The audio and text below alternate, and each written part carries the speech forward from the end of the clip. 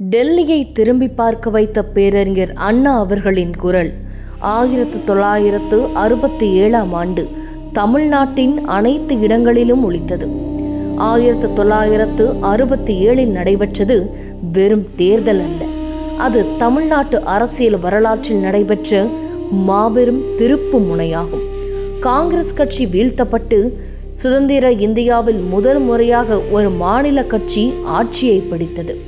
March 6, 1967 அன்று அறிஞர் அண்ணா அவர்கள் தமிழ்நாட்டின் முதலமைச்சராக பொறுப்பேற்றார். பெரியாரை விட்டு பிரிந்தாலும் முதலமைச்சராக பதவியேற்றதும் முதலில் தந்தை பெரியாரை சந்தித்து வாழ்த்து பெற்றார். அண்ணா முதலமைச்சராக சுமார் 2 ஆண்டுகள் மட்டுமே இருந்தார். ஆனால் அவர் படைத்த சாதனைகள் 200 ஆண்டுகளுக்கான வரலாற்றை எழுதின. மதராஸ் மாகாணம் என்று அழைக்கப்பட்டு வந்த நமது மாநிலத்திற்கு தமிழ்நாடு என்று பெயர் சூட்டினார். ஏப்ரல் 16, 1968 அன்று சட்டப்பேரவையில் இதற்கான தீர்மானத்தை நிறைவேற்றி தமிழ்நாடு என்று அண்ணா 3 முறை உச்சரிக்க அதற்கு உறுப்பினர்கள் வாழ்க என்று முழங்கினார்கள். சட்டமன்ற வரலாற்றில் இது மறக்க முடியாத தருணமாகும். தமிழ்நாட்டில் தமிழ் மற்றும் ஆங்கிலம் மட்டுமே பயிற்று மொழியாக இருக்கும்.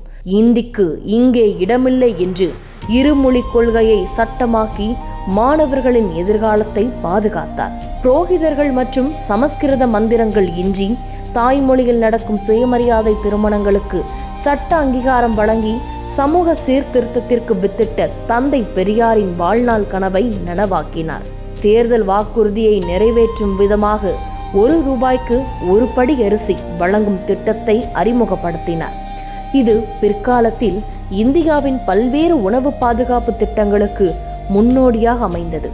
அரசு முத்திரையில் இருந்த சத்தியமேவே ஜெயத்தே என்ற சமஸ்கிருத வாசகத்தை வாய்மையே வெல்லும் என தமிழிலும், ஸ்ரீமதி என்பதை திருமதி என்று அரசு பதிவேடுகளில் மாற்றியமைத்தார். பிப்ரவரி 3, 1969 அன்று ஒட்டுமொத்த தமிழ்நாடும் கண்ணீர் கடலில் தத்தளித்தது. அந்த கருப்பு தினத்தில் அண்ணாவின் இதயம் துடிப்பதை நிறுத்தியது. பேரறிஞர் அண்ணா அவர்களின் இறுதி ஊர்வலத்தில் சுமார் 1.5 கோடிக்கும் அதிகமான மக்கள் கலந்து கொண்டனர். ஒரு தலைவனுக்காக உலக வரலாற்றில் இத்தனை பெரிய மக்கள் கூட்டம் கூடியது அதுவே முதல் முறை. இது கின்னஸ் புத்தகத்திலும் இடம்பெற்றது. அவர் ஏற்றி வைத்த கடமை, கண்ணியம், கட்டுப்பாடு என்னும் திராவிட சுடர் இன்றும் ஒளிர்ந்து கொண்டு இருக்கிறது. அறிஞர் அண்ணா அவர்கள் மறைந்தாலும் அவர் உருவாக்கிய மறுமலர்ச்சி காலத்தை வென்று நிற்கும் ஒரு விடை பெறாத சரித்திரமாகும்.